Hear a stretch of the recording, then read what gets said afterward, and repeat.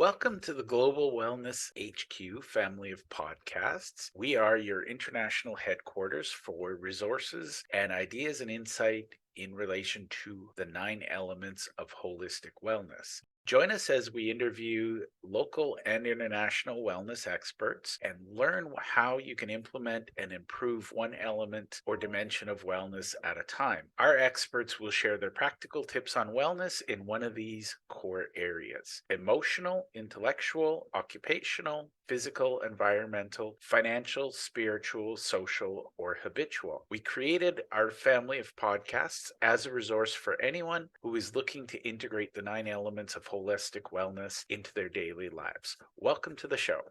The Global Wellness HQ family of podcasts is proudly sponsored by the Global Wellness HQ community. It's an online membership group where we meet, we share ideas, we share insights, and we all work together and help one another discover our own personal wellness journeys. If you'd like to join us, you can easily click the link below or scan the QR code, and we love hearing your stories. So we hope to see you in the community.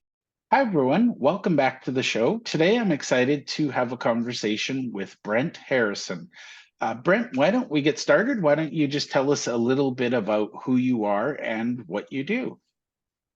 Yeah, thank you, Jeff. I was in the business world, graduated from the University of Georgia in 2000 with a business degree, a marketing degree from the Terry College of Business, and I thought that's what I was going to do the rest of my life. And uh, a couple years later, I had just kind of, I don't know, an awakening. The Lord really spurred something on in my life and challenged me to think about what I was created for, who I really was, and what my purpose here was. And through a long series of events and some really cool stories, I ended up becoming a missionary, a missions pastor, and got to go all around the world to visit so many different countries and people groups and contexts, and got to take a lot of folks with me from the U.S. to just have their eyes open to other parts of the world and what God was doing there. And after 10 years of doing that, I jumped into a local church in Kennesaw, Georgia. Was there for about 8 years, and last year felt very strongly called out, and wasn't sure where or why. But again, through another series of a little bit of a journey with the Lord, I ended up starting back into my own ministry, and this time doing pastoral counseling and life coaching and spiritual direction. And it's been probably the most exciting, fulfilling part of my life over this last year, getting to journey alongside people and helping them through various trials and struggles in life. Love that. And clearly, you're very, very passionate about serving people. Mhm. How did you come upon life coaching? And we'll talk about the ministry side of things as well. But I find that to be a fascinating combination. Yeah, it really is an interesting combination. The life coaching thing, I'd heard about it. I always had kind of a negative feeling and thought about life coaching. I felt like it was kind of, you know, like a golfer that couldn't make it in the tour, decided to be a pro. So I kind of had that analogy in mind, but it's not that at all. In my experience, you have a good life coach, and it's really just an advocate for you to process who you are, why you are, what your passions are, why you're created for what you do. And yeah, and so it's really interesting to take the full context. There's no one else like you, and so to take the full context of your life, from how you were raised and your family, and understanding how you're made, how you're wired, how your brain works, how your heart is wired, um, and just seeing how that plays into what you do and who you are in your everyday life with your family and your kids and your coworkers. And yeah, it's really a lot of fun when people are just most people seek out life coaches when they're in a time of transition or a time of uncertainty or feeling overwhelmed. Yeah, it's a beautiful process to journey with somebody when you're in those times, because there's nothing worse than being isolated. And I think when people are going in those journeys, they usually think they're alone until they find out they're not. So I That's think right. that's a nice combination. Um, Yeah. Now we talk about wellness. So one of the things I talk about a lot is financial wellness, which is wellness in business. Yeah. So one of the questions I usually ask is, what's the best business advice you've ever received? But I'm open to that being general, but what's the best advice you've ever received and how did it impact you personally? Wow. I mean, that's a great question.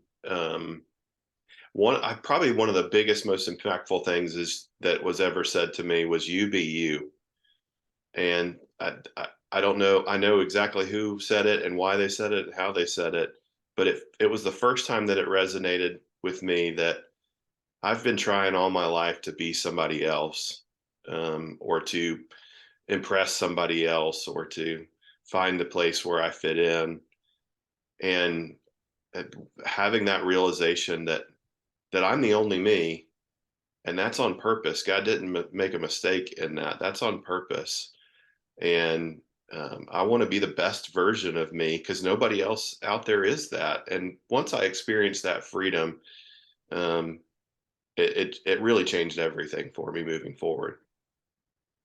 Love it. And I think that's a lot of people don't give that advice early enough. I see a lot of people, they go through life trying to become someone else, and then in Yeah, their later years they realize, there's only one me. yeah, um, I think that's great advice that, I give that to my kids every day, in some way or shape or form. you know it's not about fitting in, it's not about being someone else. So many kids want to be, this celebrity or that celebrity. um, I'm not saying don't strive to be better, but sometimes you just need to celebrate who you actually are. yeah. And you've got to have the most important part of that is people alongside you who will advocate for you and who know who when you're at your best and who know when you're at your worst, and that you can process that out. I want to be the best version of me in Christ that I can be, and I need people in my life to help me there. I have pastors in my life, I have counselors in my life, I have spiritual directors in my life, those who know me and I know that are safe to listen to, safe to be with, um, and who understand me and understand the desires of my heart that the Lord's given me, and they're just advocates. They're cheerleaders on the journey, and they help me to process through things. And I think that's one of the things as I explore wellness. A lot of people have expressed concerns or thoughts that, I feel alone. I think that people are trying to solve their own problems by themselves, and I think we miss out on that communal wisdom, whether it's, a having a sympathetic ear and a friend, having a mentor, having, a religious advisor, somebody who can guide them. um, what advice would you give somebody who's going through a lot on their own right now, and maybe they're reluctant to reach out and connect with other people? Yeah, well, COVID has brought a lot of people into that exact description, and I think some of it was there beforehand, but it really accelerated it. A lot of counselors and therapists I know are overbooked because of it. And so my advice would be that we weren't created to do it alone. We were never created to be in it alone.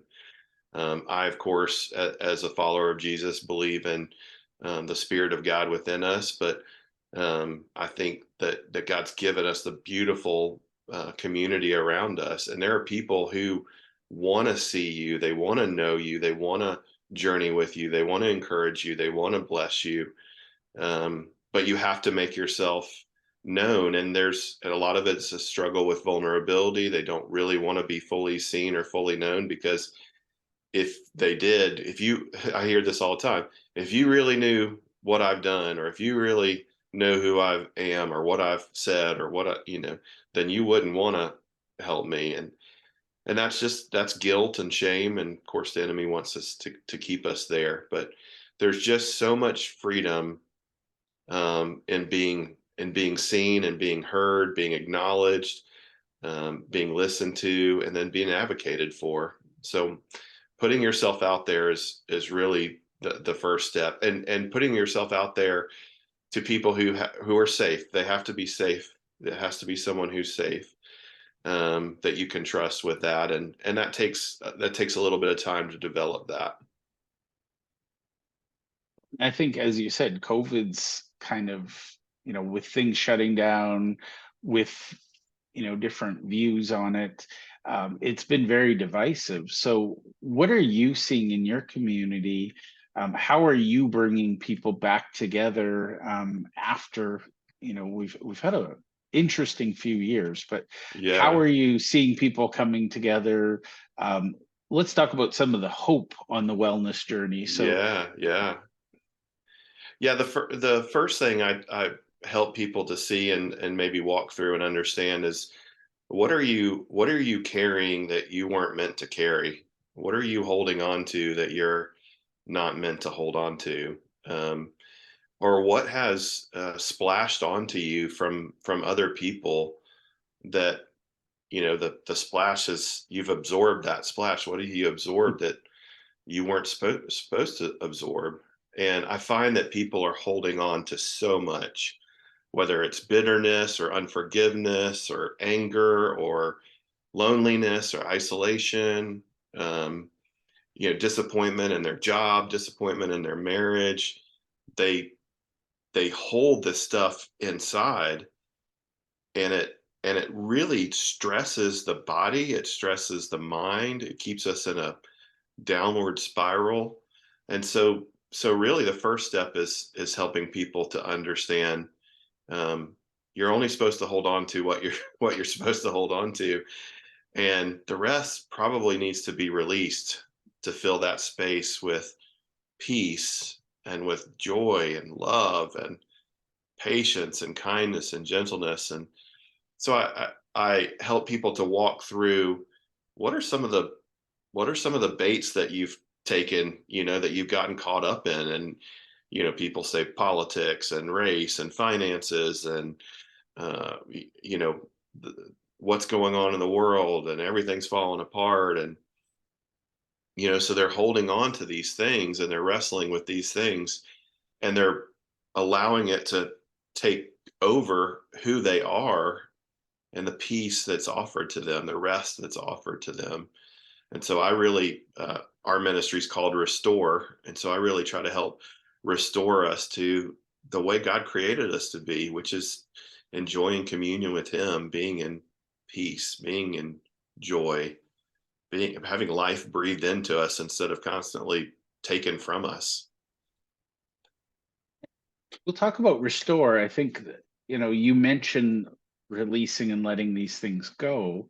Um, what are some of the either techniques or tools that you, through Restore, are sharing with people so that they can, as you said, I mean, when we're full of all of those negative things, we don't have room for the positive things. That's right. That's right. Um, how are you, or what advice would you give to somebody who recognizes maybe that they have these issues?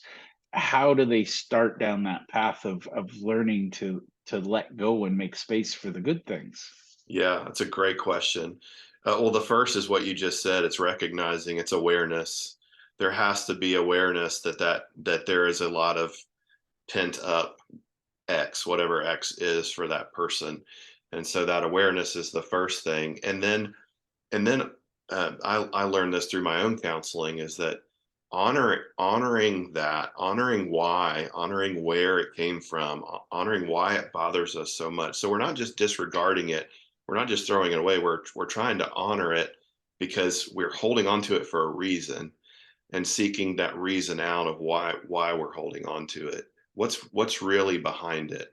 And then you start to discover what people really want. And usually what they're carrying, what they're stressing about is not what they really want. they want healthy marriages. They want to enjoy life. They want to enjoy their work. They want to have fun with their kids. They want healthy relationships.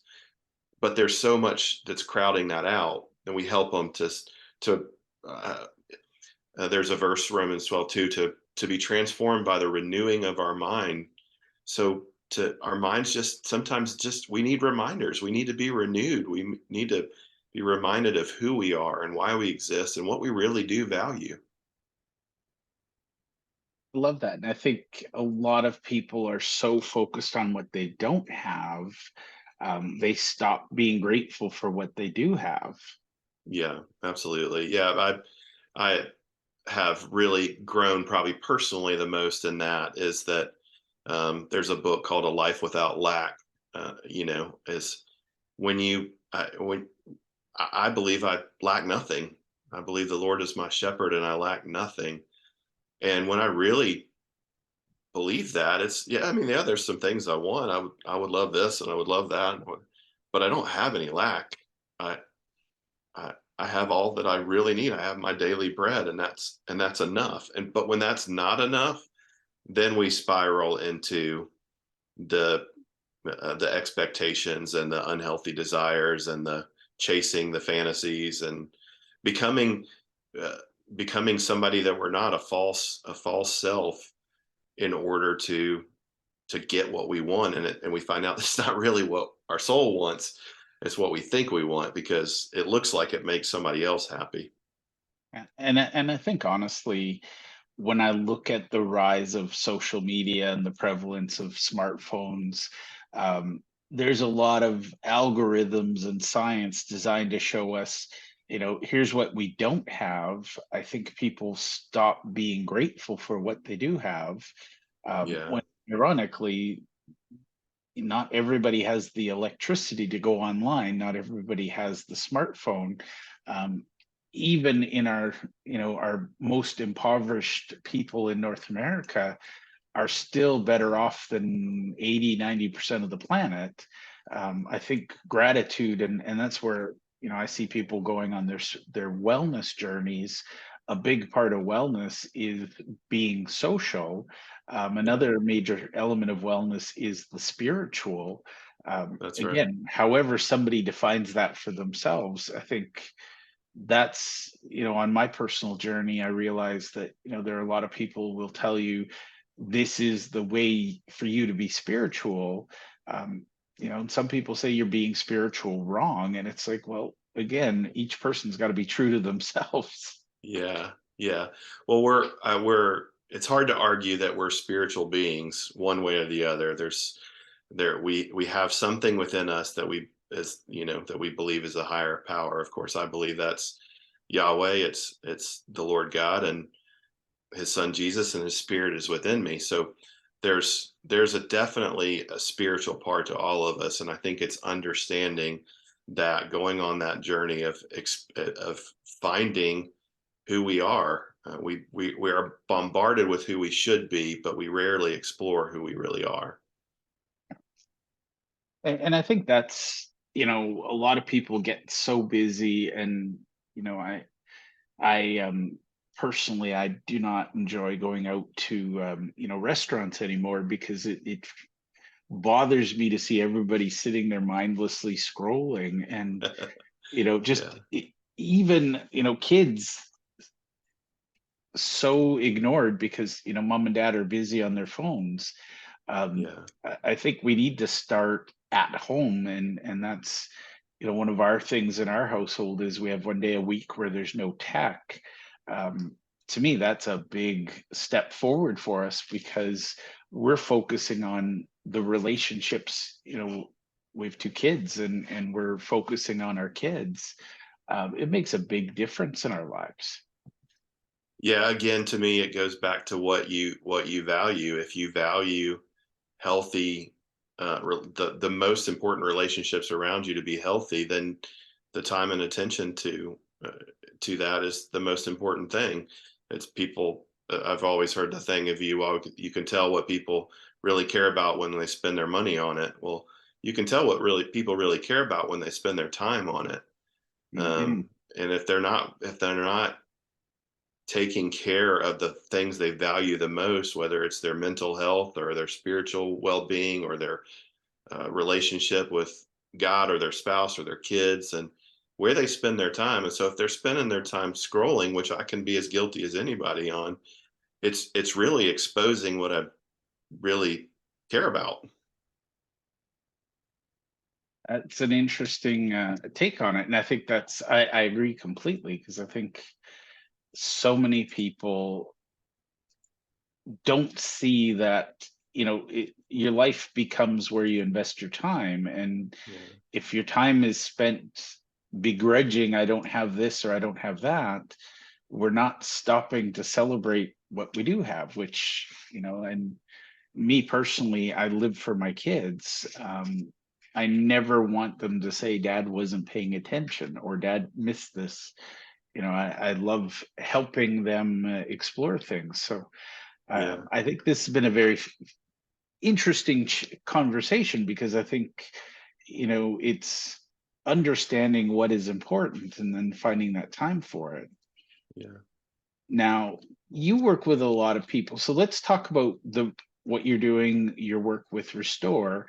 Um, who do you hope to serve through that, and how can people listening, if they want to either be participating or helping you, what can my community help you with in that regard? Yeah. Thank you for asking. I I really love working with people who are ready, when they're ready to get some sort of help, especially emotional, spiritual, mental health. I'm not a licensed professional counselor, so if there's things that are really in depth, I'm what they call a pastoral counselor and a life coach. So if there are things that are needing for deep counseling, like deep addictions and deep mental health issues and things like that, I'm probably not the person to call. But when someone is just maybe stuck in life or in a transition of life, or hurting, or their marriage has been good but they're just not in a good spot, and they want to try to figure that out. I love working with leaders, business leaders, ministry leaders. Pastors are some of my favorite people to work with because they have influence. And so a healthy leader, a healthy executive, a healthy is going to splash that health onto those that they serve or they shepherd or they care for. But if they're unhealthy, they're going to splash that too. And so it's really, what are you projecting onto others? Are you projecting health? Are you projecting uh, life and love and joy and peace into others? Or are you projecting those things that really push people away, or trigger people, or put people into a spiral downward? We want to spiral upward. We don't want to spiral downward. I love that. And I think, I work with a lot of servant leaders, and, I'm just thinking out loud, there's a lot of pressure on these servant leaders to help the people around them. That's right. Sometimes I find a lot of these servant leaders, they're burnt out because they just don't have any, they get so focused on serving, they're not taking care of themselves. They're not, minding their own mindset. Um, I'm just thinking out loud that there's room in this world for a group of leaders who are supporting and nurturing one another. And I feel like that would be a great community, hanging out with you, getting to know you, um, bringing in a little bit of, I don't think a little bit of spirituality would hurt right now. No, and you're absolutely right. I mean, it's happening in almost every place. There's so much pressure and so much demand and so much confusion in this world. Confusion's a big thing. Distraction, that we're getting distracted by every little thing. And burnout is a very appropriate word. I've experienced it myself, and I'm so glad that I experienced it. It was one of the worst seasons of my life, but it allowed me to get to this other side, to experience freedom. that I've never experienced before. And I think when people, most pastors or leaders don't realize they're burnout until they're burnout. But if we could be really honest with where we are today and get help today before we hit the, like people get marriage counseling when their marriage is about to end, rather than seeing the signs beforehand and saying, okay, this is not who we want to be together. We want to, we love each other and we love this family. Like, let's, before we spiral any further, let's get some help here. And I Mhm. think that same is true with leaders, is recognizing where we are in our health, mentally, physically, spiritually, emotionally, and being able to pause and say, I might could use some help right here. And I think that's, if you're looking at doing missionary work, for example, I'm going to guess that you can't do your best work if you're personally depleted. I've met a few people who've done missionary work, and they all have spent a lot of time making sure they're ready so that they can serve more.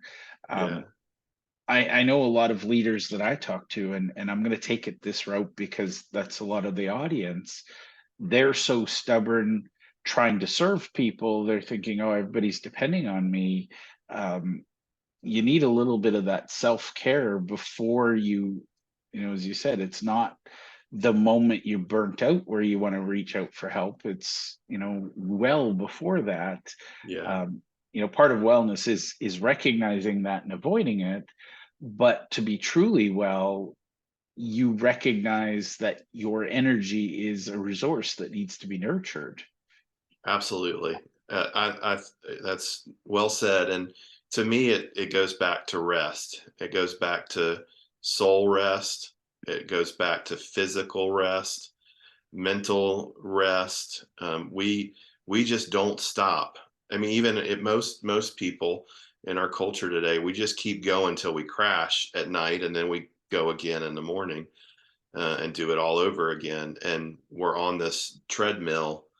Um, I've almost everybody I work with has trouble sleeping at night because they have trouble shutting their mind off. They have trouble just stopping throughout the day and breathing. That was an issue for me. I remember I was listening to something or reading a book, and it said, "Notice your breathing," and I said, "I'm not." Like I'm too busy to breathe. Like obviously I'm naturally breathing, but Yep. I'm so busy that I'm not even. And the simple act of breathing is breathes life into your body. It oxygenates your body. So I think rest is a big deal. And Jesus says, "Come to me, all who are weary and carry a lot of weight, and I will give you rest for your souls." And I've found that to be true in my life. Just got to stop enough long enough to rest, to allow him to do what he wants to do. And I think that's a good thing. I meet a lot of people who, they're breathing here in their throat almost. Yeah, And yeah, we were made to breathe deep and breathe through our bellies and, yeah, through the diaphragm. So love it. Now, you are the expert at being Brent. I'm going to ask you two more questions. First, how can people get in touch with you? And then, yeah. is there something I should have asked you that I haven't? So let's start with, if people want to get to know you, what's the best place to or best way to connect with you? Yeah. So our website is restore-intl.org, restore-intl.org. Um, our number is 678-910-9565. And we would love to be able to help you in any way that we can. Again, we're not a fit for everybody, and we will certainly help to assess and then point you in the right direction if we're not the fit. But I do like to at least have that initial conversation to see if we could be the right fit and know how I could advocate for you. Um, yeah, Awesome. And now, has you're the expert at being Brent. Is there anything I should have asked you that you're dying to tell me that I haven't asked you? This is your moment. Say, oh, total tangent, Jeff, but you should know that I do this. Well, I think you've done a great job asking questions. I just would say that I want to invite your listeners into freedom. If there is a space or a place in your life where you are bound up, where you're anxious or depressed or overwhelmed or hurt or whatever it may be, freedom can be found. Um, and for me, freedom feels like rest. It feels like peace. It feels like sleep, a good night's sleep. It feels healthy. And so if there are places where you just would love to experience freedom, I think I would be able to help there. Awesome. Well, Brent, on behalf of my listeners, I want to thank you for taking the time and hanging out with me. So I'll put Restore your link in the chat for people, or sorry, in the show notes. But I want to thank you for taking time out of your day to hang out with me. So thank you, Brent. It was an honor, Jeff. Thanks for having me. Thank you for taking the time to listen to our show. We hope that you enjoyed this episode, and we invite you to either click the link below or scan the QR code to register and listen to other episodes of our podcast. Or if you think your business or you would be a great guest to be on our show, we're always looking for experts in one of the 9 elements of holistic wellness. We'd love to have you. You can either click the link below or you can scan the QR code and complete our speaker intake form. Thank you, and to your wellness.